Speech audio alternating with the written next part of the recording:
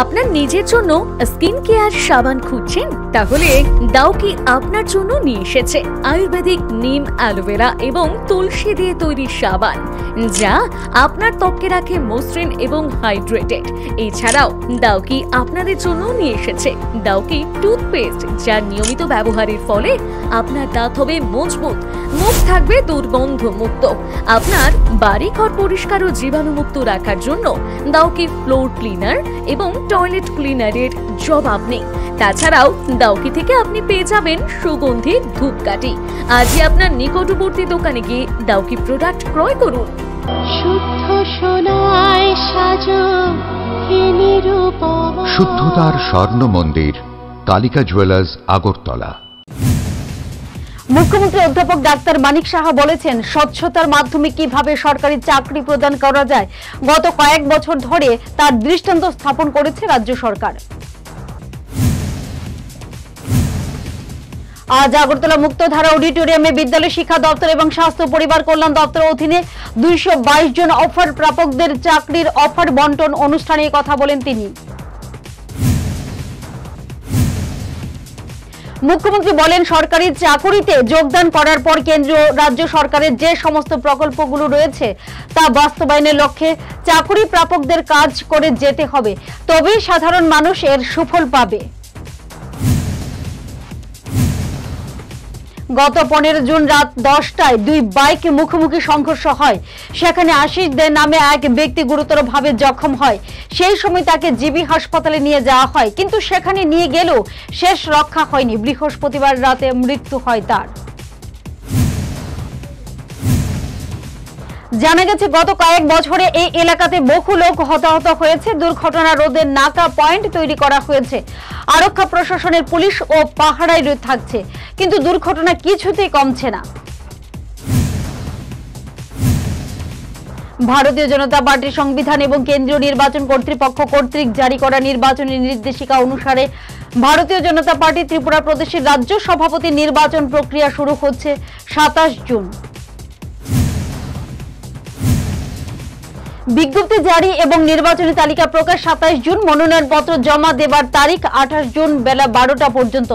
মনোনয়নপত্র বাছাই ও যাচাই 28 জুন বেলা 2টা পর্যন্ত। মনোনয়নপত্র প্রত্যাহারের শেষ তারিখ 28 জুন দুপুর 2:30।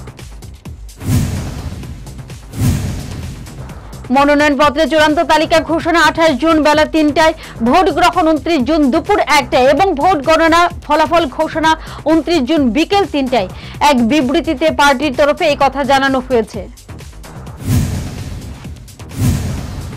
প্রয়াত বেনু সেনগুপ্তের জন্ম শতবার্ষিকী উপলক্ষে আজ আগরতলা প্রেস ক্লাবে এক অনুষ্ঠানে মঙ্গলা লোকের আবাসিকদের মধ্যে বিভিন্ন সামগ্রী এবং একটি ল্যাপটপ তুলে দেওয়া হয়। অনুষ্ঠানে উপস্থিত ছিলেন আগরতলা প্রেস ক্লাবের সভাপতি প্রণব সরকার। জনজাতি লোকেদের নিয়ে কুরুচিকর মন্তব্যের অভিযোগে টাকার জোলা মণ্ডলের উদ্যোগে বিক্ষোভ ও প্রতিবাদ মিছিল অনুষ্ঠিত হলো শুক্রবার ধূপমালি হাটি এলাকায়। মিছিলে উপস্থিত ছিলেন মণ্ডল সভাপতি নির্মল দেববর্মা সহ জনজাতি মোর্চার নেতারা। বৃহস্পতিবার বিকেলে গোয়েন্দা শাখা পুলিশের সহযোগিতায় আমতলী থানার পুলিশ থানা সংলগ্ন বাইপাস সড়কে নাকা পয়েন্ট থেকে বাংলাদেশি নাগরিক সহ বিশালগড়ের এক মহিলা টাউট সহ মোট 4 জনকে গ্রেফতার করে থানায় নিয়ে আসে। জানা গেছে, বিশালগড়ের ফিরোজা খাতুন নামে অভিযুক্ত মহিলার সাহায্যে বাংলাদেশ থেকে অবৈধভাবে আসা চান মিয়া, মমতা খাতুন এবং রিনা খাতুন কাজের উদ্দেশ্যে দিল্লি যাবার জন্য আমতলী বাইপাস সড়ক হয়ে আগরতলা রেলওয়ে স্টেশনের দিকে যাচ্ছিল। সেই সময় গোয়েন্দা শাখার পুলিশের সহযোগিতায় গ্রেফতার করে আমতলী থানার পুলিশ। বৃহস্পতিবার রাতে ধৃতদের বিরুদ্ধে আমতলী থানার পুলিশ একাধিক ধারায় মামলা নথিভুক্ত করে। হেডলাইন্স ত্রিপুরা ন্যাশনালের নতুন প্রয়াস, বিয়ের বন্ধন নামে একটি নতুন ম্যাট্রিমোনিয়াল অ্যাপ চালু করা হলো। শুক্রবার রথযাত্রার দিনে আগরতলা প্রেস ক্লাবে এক অনুষ্ঠানের মধ্য দিয়ে এই বিয়ের বন্ধন অ্যাপের উদ্বোধন হয়। হেডলাইন্স ত্রিপুরার এডিটর প্রণব সরকার এই বিয়ে বন্ধন অ্যাপের বিষয়ে বিস্তারিত জানান। হেডলাইন্স ত্রিপুরা ন্যাশনালের আইটি টিমের পক্ষ থেকে অর্ঘ্য ভট্টাচার্য এবং অভিষেক সাহা এই বিয়ে বন্ধন অ্যাপ তৈরির ক্ষেত্রে গুরুত্বপূর্ণ ভূমিকা পালন করেছেন। বরদলি ব্লক কংগ্রেসের উদ্যোগে আজ পানীয় জল দপ্তরের এক্সিকিউটিভ ইঞ্জিনিয়ার গোপী মজুমদারের কাছে ডেপুটেশন প্রদান করা হয়। মূলত আগরতলা মাস্টারপাড়া এলাকায় জল বাহিত রোগ জন্ডিসের প্রাদুর্ভাব দেখা দিয়েছে। কংগ্রেস নেতাদের অভিযোগ, ওই এলাকায় নতুন করে ডিডব্লিউএস দপ্তর থেকে পরিশোধিত পানীয় জলের সংযোগ দেওয়া হয়েছিল, সে জল খেয়ে জন্ডিসের প্রাদুর্ভাব দেখা দিয়েছে। রথযাত্রা উপলক্ষে রাজ্যের বিভিন্ন মন্দিরে রথযাত্রার আয়োজন করা হয়েছে। আগরতলার যোগেন্দ্রনগর আদর্শ কলোনি স্থিত গৌর গোবিন্দ ভজন কুটির প্রাঙ্গণে আয়োজিত জগন্নাথ দেবের রথযাত্রায় অংশ নেন সাংসদ বিপ্লব কুমার দেব। রথের দড়ি টেনে সবার মঙ্গল কামনা করেন তিনি।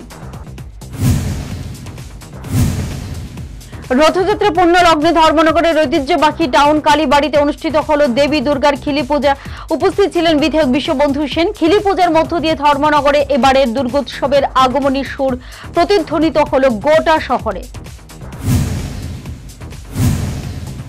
প্রতি বছরের মতো এবছরও রথের দিনে বিলোনিয়া বনকর ওরিয়েন্টাল ক্লাবে শারদীয় দুর্গোৎসবের খুঁটি পূজা এবং কাঠামো পূজা অনুষ্ঠিত হল। খুঁটি পূজার মধ্য দিয়ে শুরু করে দিল পূজার প্রস্তুতি।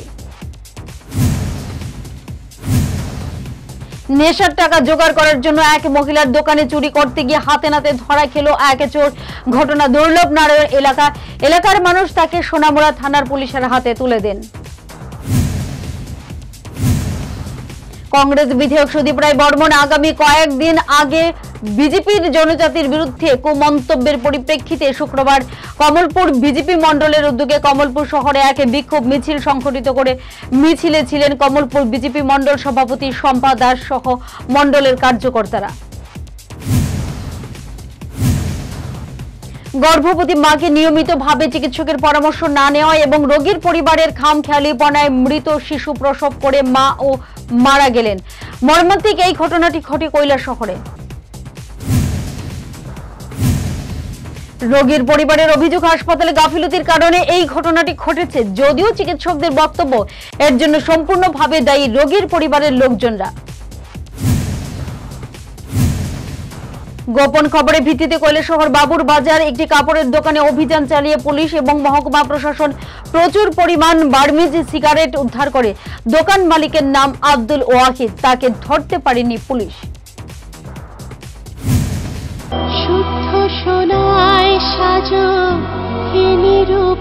শুদ্ধতার স্বর্ণ মন্দির, কালিকা জুয়েলার্স, আগরতলা।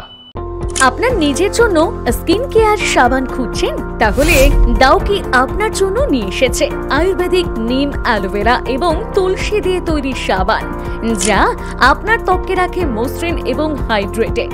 এছাড়াও ডাউকি আপনাদের জন্য নিয়ে এসেছে ডাউকি টুথপেস্ট, যা নিয়মিত ব্যবহারের ফলে আপনার দাঁত হবে মজবুত, মুখ থাকবে দুর্গন্ধ মুক্ত।